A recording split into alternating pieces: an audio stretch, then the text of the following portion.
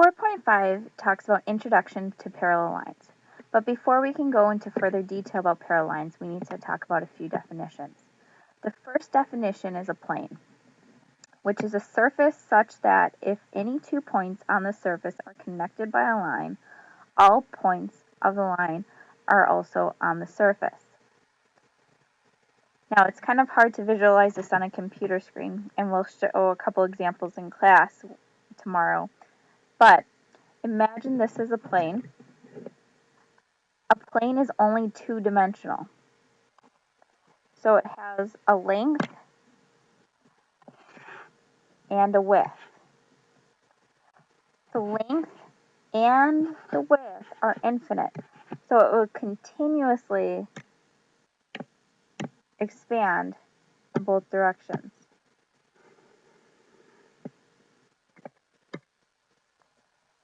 And since it is only two-dimensional, the plane itself actually has no depth or no thickness to it.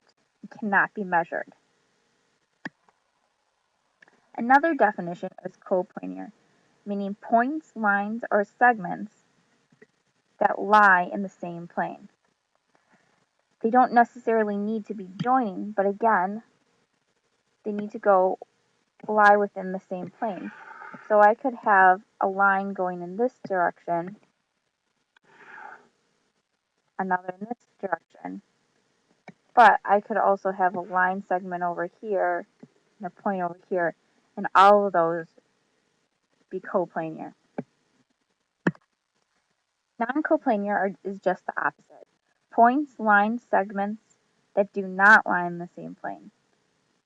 So I could have this line, this ray be coplanar, but I can have this line going through both the ray and the segment that goes off the actual plane itself into a third dimension. The next definition is transversal, a line that intersects two coplanar lines in two distinct points. So in this diagram, A is said to be transversal to line B and line C.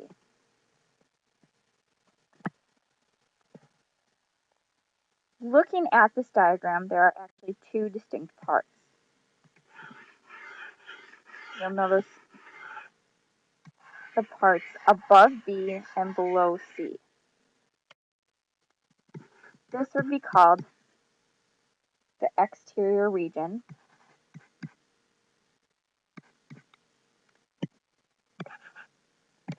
while the area in the middle between those two lines that are being cut by the transversal is called the interior.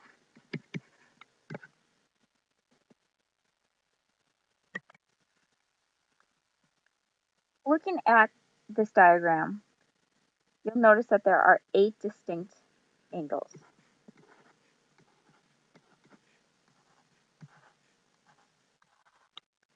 Angles 1, 2, 7, and 8 are on the exterior, while 3, 4, 5, and 6 are on the interior.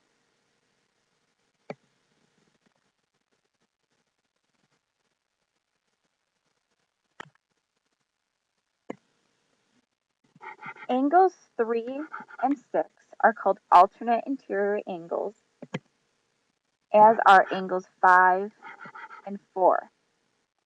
And alternate interior angles are pairs of angles formed by lines and a transversal. The angles must lie in the interior of the figure. They must lie on alternate sides of the transversal and must have different vertices.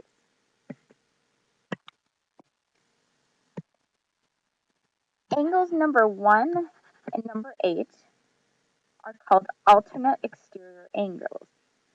As you can see, they're in the exterior region, but they are alternating, as are angles 2 and 7.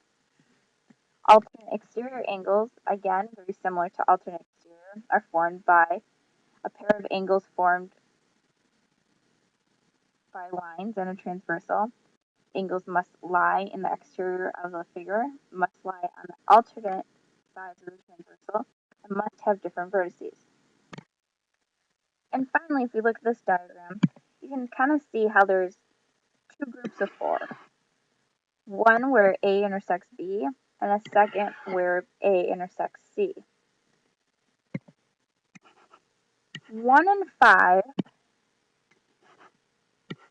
2 and 6, 3 and 7, and finally 4 and 8 are called corresponding angles. And these are a pair of angles formed by lines and a transversal. One angle must lie in the interior of the figure and the other one must lie on the exterior.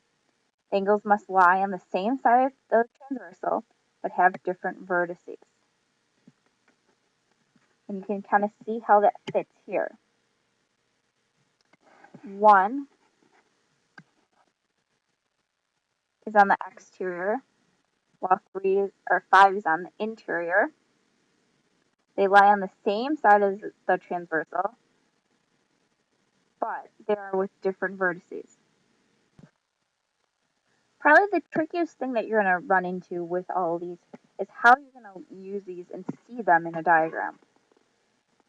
Let's pretend you see this quadrilateral right here. We have a four-sided shape, but you see how it's cut in the middle, kind of forming two triangles? There are different transversals actually happening here. If you look at the figure, you can see how this shape is kind of formed from the figure. Well, if you think about it as that kind of as a yellow highlighted, you might notice this. If we extend the lines in all directions, you can see now how this line right here becomes the transversal to the other two lines. But you can also look at this a different way. You could also look at this diagram in this direction. Now, all the angles might not be that obvious, but again, if you extend the lines,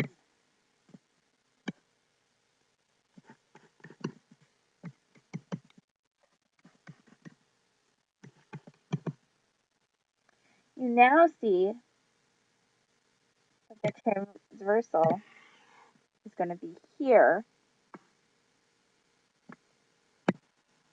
You'll notice that the transversal stays the same in both of those, but the lines that it uses is different, which means that the angles, which are alternate interiors or maybe alternate exteriors, will change depending on which way you look at the figure.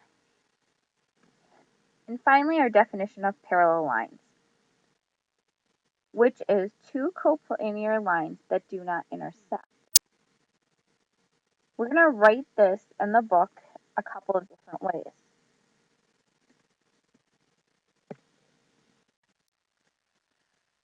You can use it by distinguishing the 2 points and say that line AB is parallel to line CD.